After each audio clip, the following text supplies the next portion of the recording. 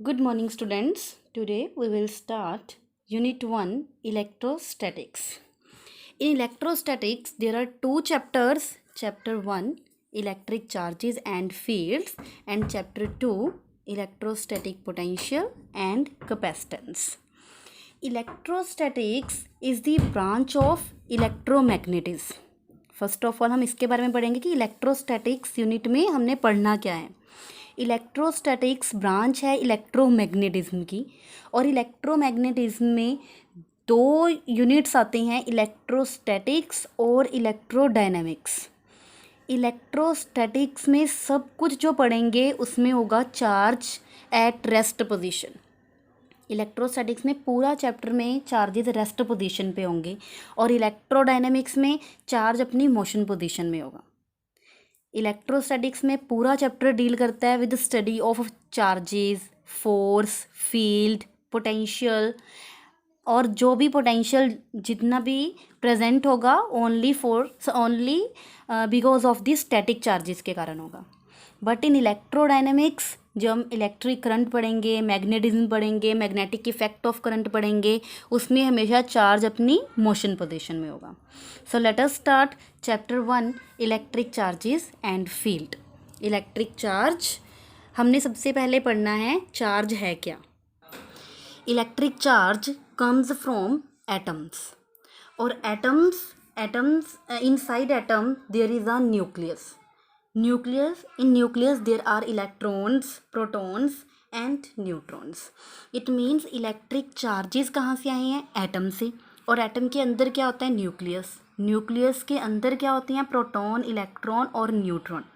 तो ये चार्ज जो है वो इंट्रिंसिक प्रॉपर्टी है मैटर की. हम ऐसे चार्ज को डिफाइन नहीं कर सकते, हम ये बता सकते हैं चार्ज आया कहाँ से है, कहाँ से ओरिजिनेट हुआ है. तो चार्ज ओरिजिनेट हुआ है एटम से, जिसमें एटम्स के अंदर न्यूक्लियस में प्रोटॉन, इलेक्ट्रॉन, न्यूट्रॉन होते हैं विच आर फंडामेंटल पार्टिकल्स, और इन्हीं के ऊपर चार्ज प्रेजेंट होता है. फॉर एग्जांपल प्रोटॉन पे पॉजिटिव चार्ज होता है, इलेक्ट्रॉन पे नेगेटिव चार्ज होता है, और न्यूट्रॉन जो है वो न्यूट्रल पार्टिकल्स हैं, उनके ऊपर कोई चार्ज नहीं होता. सो इलेक्ट्रिक चार्ज की हम डेफिनेशन दे सकते हैं, these are the fundamental property of electrons, protons and neutrons. मतलब जो चार्ज है वो किसकी फंडामेंटल प्रॉपर्टी है? इलेक्ट्रॉन्स, प्रोटॉन्स और न्यूट्रॉन्स की. और जो चार्ज की आगे दो तरह के चार्ज होते हैं, या तो पॉजिटिव होगा और या तो नेगेटिव चार्ज होगा. ठीक है, पॉजिटिव की बात कर रहे हैं तो इट मीन्स हम प्रोटॉन्स की बात कर रहे हैं, उस बॉडी के ऊपर सिर्फ प्रोटॉन्स प्रेजेंट है. अगर हम नेगेटिव की बात कर रहे हैं तो इट मीन्स हम इलेक्ट्रॉन्स की बात कर रहे हैं. इट मीन्स बॉडी के ऊपर सिर्फ कौन सा चार्ज है? Negative charge. और अगर न्यूट्रॉन्स हैं तो न्यूट्रॉन्स मीन्स उसमें इक्वल नंबर ऑफ पॉजिटिव और नेगेटिव चार्ज है, और इक्वल नंबर ऑफ पॉजिटिव और नेगेटिव होंगे तो वो क्या हो जाएगा? न्यूट्रल. मीन्स इस बॉडी के ऊपर कोई चार्ज नहीं होगा. उसके बाद है कि charge is a scalar quantity, क्योंकि चार्ज के पास हम डायरेक्शन की बात नहीं कर रहे, उसके ऊपर चार्ज है, पॉजिटिव और नेगेटिव की बात कर रहे हैं सिर्फ. और वैल्यू ऑफ चार्ज हमारे पास गिवन होती है, दैट इज़ 1.6 × 10⁻⁻19 कूलाम. कूलाम क्या है इसके? SI units of charge. Coulomb is the SI unit of charge. Then हमारे पास चार्ज का एक फॉर्मूला है, that is Q is equal to I into T, where Q is the charge, I is the current and T is the time. अगर मैं बात करूं कि अगर 1 सेकेंड के लिए बात करूं कि 1 सेकेंड और 1 एम्पेयर करंट है मेरे पास, तो उस बॉडी के ऊपर चार्ज कितने कूलाम का होगा? क्योंकि चार्ज के यूनिट्स क्या हैं? कूलाम. तो सबसे पहले मुझे यूनिट्स लिखने हैं चार्ज के, दैट इज कूलाम. अगर किसी बॉडी में 1 सेकेंड में 1 एम्पेयर करंट पास कर रहा है तो उस बॉडी पे चार्ज कितने कूलाम का आ जाएगा? 1 कूलाम का. तो ऐसे ही हम इसके छोटे छोटे न्यूमेरिकल फाइंड कर सकते हैं कि अगर हमारे पास किसी बॉडी में करंट प्रेजेंट है इतने टाइम के लिए तो हम उसमें चार्ज फाइंड आउट कर सकते हैं उस बॉडी का। और अगर मेरे पास चार्ज है इतने टाइम के लिए तो उसमें से मैं करंट फाइंड कर सकती हूँ I=Q/T लगा के। और Q होता क्या है आगे हम पढ़ेंगे। Q इज़ दी चार्ज, और Q के लिए एक और फॉर्मूला है from the next topic, quantization of charge. So our next topic is quantization of charge. Quantization means fixed amount। कोई चार्ज हमारे पास या तो फिक्स्ड अमाउंट में है और कॉन्टीन्यूटी भी बोलते हैं। क्वांटाइजेशन मीन्स फिक्स्ड अमाउंट और कॉन्टीन्यूटी। क्वांटाइजेशन ऑफ चार्ज के टॉपिक में quantization means which is available in fixed amount और in continuous manner. It means charge जो है हमारे पास एक फिक्स्ड अमाउंट में प्रेजेंट होगा और इसमें चार्ज का फॉर्मूला होता है हमारे पास Q=+- where n = 1 2 3 so on। कुछ भी हो सकता है, n इंटीजर है यहाँ पे और n की वैल्यू हमारे पास 1.5 2.5 या 3/2 फ्रैक्शन वैल्यू जो है दिस इज़ नॉट पॉसिबल। ये पॉसिबल नहीं है हमारे पास चार्ज के लिए। It means quantization of charge हमें ये बता रहा है कि जो भी चार्ज मेरे पास होगा वो या तो फिक्स्ड अमाउंट में होगा 1 2 3 4 5 6 ऐसी अमाउंट में होगा, एक कॉन्टीन्यूस मैनर में होगा उसमें, या फ्रैक्शन वाली वैल्यू और डेसिमल वैल्यूज नहीं आ सकती उसमें। और चार्ज जो है इंक्रीज और डिक्रीज किया जा सकता है because in charging process 1 electron जो है वो ट्रांसफ़र होता है टू अनदर बॉडी। या तो बॉडी एक्सेप्ट करेगी चार्ज को या तो बॉडी रिलीज करेगी चार्ज को। अगर कोई बॉडी एक्सेप्ट कर रही है चार्ज को तो हमेशा हमारे पास जो आंसर है Q की वैल्यू हमेशा किस में आएगी, नेगेटिव में आएगा हमारे पास। मतलब Q की वैल्यू हमारे पास -1 इलेक्ट्रॉन, -2 इलेक्ट्रॉन, -3 इलेक्ट्रॉन, इसमें आंसर आएगा। व्हेन बॉडी एक्सेप्ट चार्ज तो उस टाइम पे हमेशा आंसर हमारा नेगेटिव में आएगा। और व्हेन बॉडी रिलीज चार्ज तो उस टाइम पे आंसर हमेशा हमारा पॉजिटिव में आएगा, +1 electron, +2 electron, so on. Yes students, let's take an example of quantization of charge. For example, हमारे पास एक क्वेश्चन है, can charge of 8 × 10⁻18 coulomb be given to a body? इतना चार्ज एक बॉडी को दिया जा सकता है, हम कैसे फाइंड आउट करेंगे? तो एक फॉर्मूला है, हमने अभी पढ़ा है quantization of charge, that is Q = NE।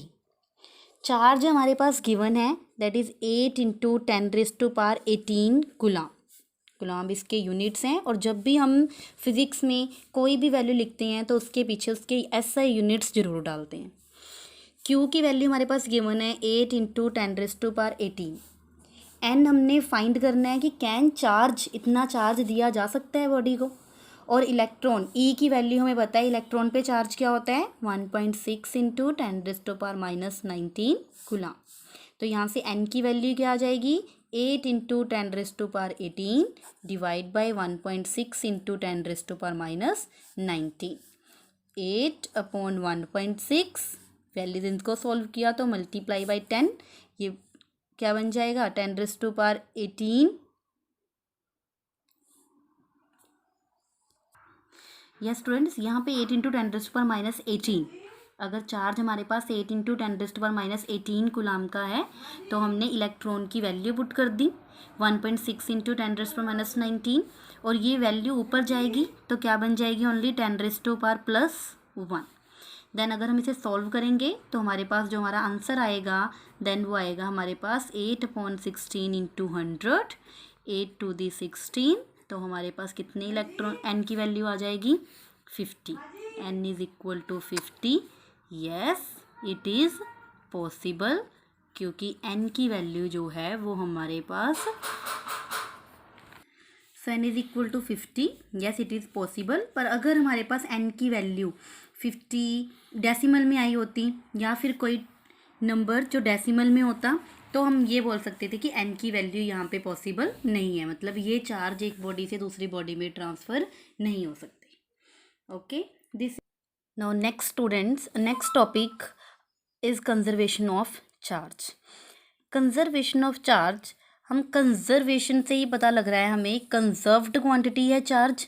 It means charge can neither be created nor be destroyed but only it can be transferred from one body to another. इसे सिर्फ ट्रांसफ़र किया जा सकता है.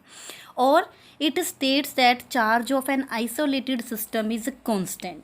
अब ये आइसोलेटेड सिस्टम क्या है? Charge of an isolated system is constant. Isolated का मतलब कि एक बंद सिस्टम में, एक बंद सिस्टम में चार्ज हमेशा कांस्टेंट रहेगा.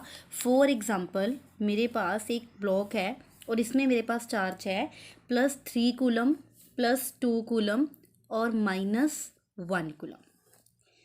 +3 कूलम है, +2 कूलम है और -1 कूलम है.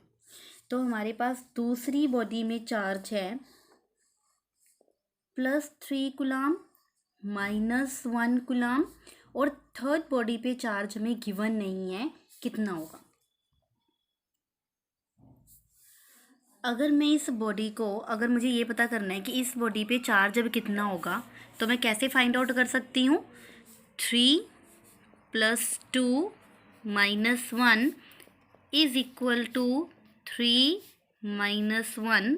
इस बॉडी पे चार्ज नहीं पता, दैट इज Q. एज्यूम कर लिया हमने Q. 3 + 2 5 - 1 is equal to 2 + Q. 4 is equal to 2 + Q और Q की वैल्यू हमारे पास आ जाएगी 2. मतलब जो हमारे पास ये थर्ड बॉडी पे चार्ज आएगा वो किसके इक्वल टू आया? +2 कूलम. इट मीन्स चार्ज जो है एक आइसोलेटेड सिस्टम में क्या रहेगा? कंजर्व रहेगा. 3 + 2 5 - 1 4 इसके ऊपर है. 3 - 1 2 2 + 2 क्या रहेगा? 4. इट मीन्स अगर मैं एक बंद डिब्बे में चार्ज है, अगर उसे कितना मर्जी शेक कर दूं, तो जब दूसरी बार हम शेक करके दूसरे डिब्बे में ट्रांसफ़र कर दूं, तो हमारे पास चार्ज उस बॉडी का क्या रहेगा? सेम रहेगा, कंजर्व्ड रहेगा, क्योंकि चार्ज जो है वो एक आइसोलेटेड सिस्टम में है. नेक्स्ट है प्रॉपर्टीज़. चार्ज के बारे में पढ़ा हमने, charge, quantization of charge, then conservation of charge. Next is properties. Charge ये हमने 10th क्लास में भी पढ़ रखी हैं. चार्ज की properties that like charges repel and unlike charges attract each other. For example अगर हमारे पास पॉजिटिव चार्ज होंगे तो वो एक दूसरे को क्या करेंगे? रिपेल करेंगे. Positive negative. बट अगर हमारे पास पॉजिटिव नेगेटिव पॉजिटिव होगा तो वो एक दूसरे को क्या करेंगे? अट्रैक्ट करेंगे. First property. Now second property, electric charge is quantized. Quantize nature हमने पढ़ ली हुई है कि क्वांटाइज्ड होता है चार्ज एक कॉन्टिन्यूस मैनर में होगा. चार्ज जो है एक फिक्स्ड अमाउंट में होगा.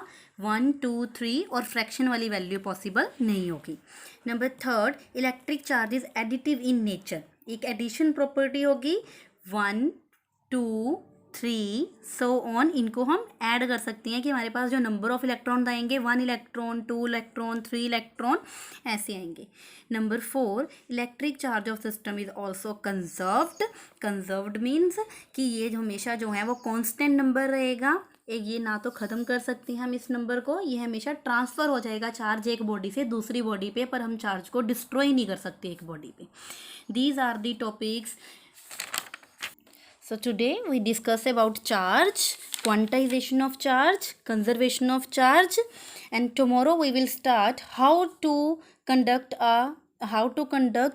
or how to produce charge to another body. Thank you.